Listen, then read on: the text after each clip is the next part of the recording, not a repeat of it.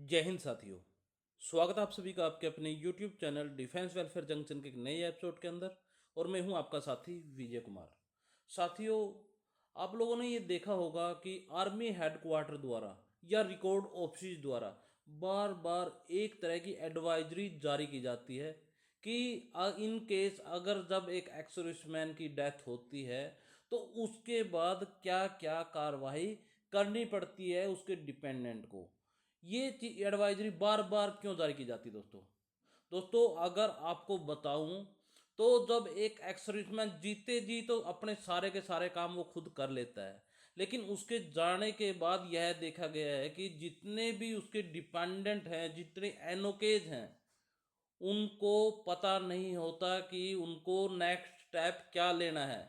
और जिसके कारण वो जालसाजी का शिकार हो जाते हैं, ठगी का शिकार हो जाते हैं। बहुत सारे ऐसे स्कैम देखे गए हैं इन्वायरमेंट के अंदर कि जैसे एक फौजी की डेथ होती है तो उसके जितने भी क्लेम मिलते हैं उनको लेने के लिए जो उनके डिपेंडेंट है वो कमीशन के तौर पे बहुत सारी राशि दूसरे बंदों को दे देते हैं, जिसके कारण उनका नुकसान होता है। जब एक फौजी की डेथ होती है उनको नहीं पता होता कि उनको क्या करना है आगे।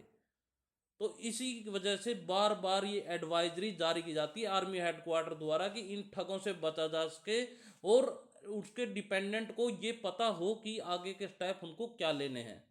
लेकिन दोस्तों, अभी एक ऐसी चीज सामने आई है जिसको अगर हर एक एक्स सर्विसमैन थोड़ा सा सीरियस होके अगर ये कार्रवाई कर लेता है तो उसके डिपेंडेंट्स के लिए एक बहुत बड़ी जो मुसीबत आएगी आपके जाने के बाद, उससे कुछ लिमिट तक छुटकारा उनको मिल जाएगा। दोस्तों, आज मैं बात कर रहा हूं एक ऐसी एडवाइजरी की जिसका नाम है आफ्टर मी। जी हाँ दोस्तों, अभी एक एडवाइजरी जारी हुई है कि जब एक एक्स सर्विसमैन जीते जी एक ऐसा फोल्डर तैयार कर दे कि मेरे जाने के बाद आपने इस फोल्डर के तहत एक्शन लेने हैं। तो आज की इस वीडियो के अंदर दोस्तों आपको कंप्लीट जानकारी देंगे कि कौन से ऐसे डॉक्यूमेंट्स हैं जो आपने उस फोल्डर के अंदर रखने हैं और अपने एनओ के अपने डिपेंडेंट को उनके बारे में बताना है। तो चलिए दोस्तों, वीडियो को स्किप बिल्कुल भी मत करना, आज की वीडियो को कंप्लीट देखना, क्योंकि आज की इस वीडियो के अंदर बहुत सारी इंफॉर्मेशनल बातें आपको बताई जाएंगी। तो चलिए, वीडियो शुरू करने से पहले अगर आप इस चैनल के ऊपर नए हैं तो कृपया करके चैनल को सब्सक्राइब करके बेल आइकन को जरूर प्रेस कर दें, ताकि इन फ्यूचर जो भी हमारी वीडियो आती है उसका नोटिफिकेशन आपको मिल सके, आपका कुछ ना कुछ बेनिफिट हो सके। तो चलिए वीडियो को शुरू करते हैं। तो यहाँ पर दोस्तों आप देख सकते हैं advisory after me. It is recommended that let all of us compile our documents having pensionary and other financial implication. These documents must be kept in a proper folder that should be easily accessible and known to our spouses and okay after our demise। यानी कि एक ऐसा folder तैयार किया जाए जो हमारे जो स्पोज है, जो हमारी धर्मपत्नी है, जो हमारे एनओके हैं, जो हमारे डिपेंडेंट हैं, वो आसानी से उनके ऊपर एक्ट कर सके हमारे जाने के बाद। We may kindly title as after me folder और एनी अदर अप्रोप्रिएट नेम। यानी कि आफ्टर मी नाम दे सकते हैं या कोई और नाम उसको दे सकते हैं उस फोल्डर को। तो दोस्तों, बहुत अच्छा कदम ये उठाया जा रहा है। तो यहाँ पर जो सबसे पहला डॉक्यूमेंट उसके अंदर फोल्डर के अंदर आपने डालना है PPO, original and subsequent corrigendum PPO including the one having correct name and date of birth of spouse, per PPO number, login ID, password must also be clearly mentioned. यानी कि जितने भी आपके पीपीओ हैं, जितने भी कोरिजेंडम पीपीओ हैं, आपके जो स्पोज की करेक्ट डेट ऑफ बर्थ क्या है, स्पर्श का पीपीओ नंबर क्या है, लॉगिन आईडी, पासवर्ड, ये सारे के सारे क्लियरली मेंशन होने चाहिए। तो ये चीज़ आपने उस फोल्डर के अंदर इंटर करनी है, यानी कि एक पेज के ऊपर लिखकर आपने उस फोल्डर के अंदर लगा देनी है। उसके बाद जो सेकंड नंबर पे आएगी वो आएगी service particular booklet, discharge book issued by ORO record office on retirement. यानी कि जो आपके सर्विस पार्टिकुलर्स हैं वो आपने एक पेज के अंदर मेंशन करने हैं। उसके अलावा जो डिस्चार्ज बुक इश्यू है वो आपकी उस फोल्डर के अंदर होनी चाहिए जो रिकॉर्ड ऑफिस से इश्यू की गई थी। इसके बाद जो तीसरे नंबर पे है extended insurance scheme certificate issued by AGIF. यानी कि जो आपको एजीआई की जो पॉलिसी आर्मी ग्रुप इंश्योरेंस का जो पॉलिसी एक मिलती है रिटायरमेंट के टाइम पे, वो आपके डॉक्यूमेंट के अंदर होनी चाहिए। इसके बाद जो फोर्थ नंबर पे आती है, details of all bank accounts, credit cards, loan and lockers. यानी कि दोस्तों ये जो चीज़ें हम आपको बता रहे हैं, ये किसी फौजी के लिए ही अप्लीकेबल नहीं है, ये उस हर आदमी के लिए अप्लीकेबल है जो परिवार का मुखिया है, यानी कि जो परिवार के डिसीजन लेता है।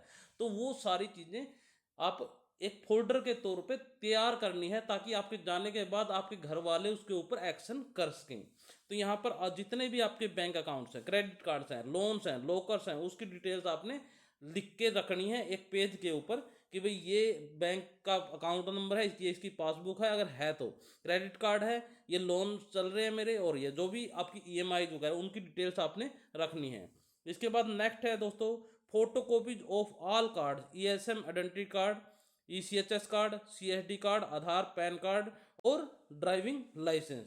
तो दोस्तों आपने सारी की सारी फोटोकॉपी ये उस फोल्डर के अंदर रखनी है। इसके बाद next, passports, arm licence, vehicle registration as applicable. अगर आपके पास ये चीज़ें हैं तो ये सारी चीज़ों भी आपने ओरिजिनल या आपने जो फोटोकॉपी है उसके अंदर मेंशन रख करके रखनी है, ताकि जब आपकी डेथ हो जाएगी तो वो उसके ऊपर क्या एक्शन लेना है वो उसकी कार्रवाई कर सकते हैं। इसके बाद जो नेक्स्ट आएगी दोस्तों, details of investment, mutual fund, FD, RD, NSS, MIS, यानी कि कितनी आपने इन्वेस्टमेंट कर रखी हैं उस चीज़ के बारे में आपके जाने के बाद आपके परिवार वालों को पता होना चाहिए कि मेरे पिताजी मेरे लिए ये चीज़ें छोड़ के गए हैं। तो वो पूरी की पूरी डिटेल्स आपने एक फोल्डर के अंदर पेज के अंदर लिख करके उसके अंदर मेंशन करके रखनी है। यानी कि ये चीज़ें ऑटोमेटिक अपडेट होनी चाहिए आपके फोल्डर के अंदर कि भाई आज मान के चलिए आप फोल्डर बना रहे हैं तो आपने आज कोई आपके पास एफडी, आज कोई म्यूचुअल फंड है, लेकिन 2 साल बाद आप और म्यूचुअल फंड लोगे तो वो आपने रेगुलरली अपडेट करना है। क्योंकि दोस्तों कुछ घटना घटित होगी तो उसको किसी को पता नहीं होता कि कब हो, क्या पता आप 80 साल 100 साल जियो, क्या पता आप डबल पेंशन लो, लेकिन दोस्तों हम ये उम्मीद नहीं लग सकते कि हमारे लिए नेक्स्ट क्या होगा। तो इसलिए ये आपने रेगुलर अपडेट भी करना है। जब भी आप कोई नई चीज़ करते हो तो उस फोल्डर को आपने अपडेट भी करना है, लेकिन कुछ चीज़ें हैं जो फिक्स होती हैं।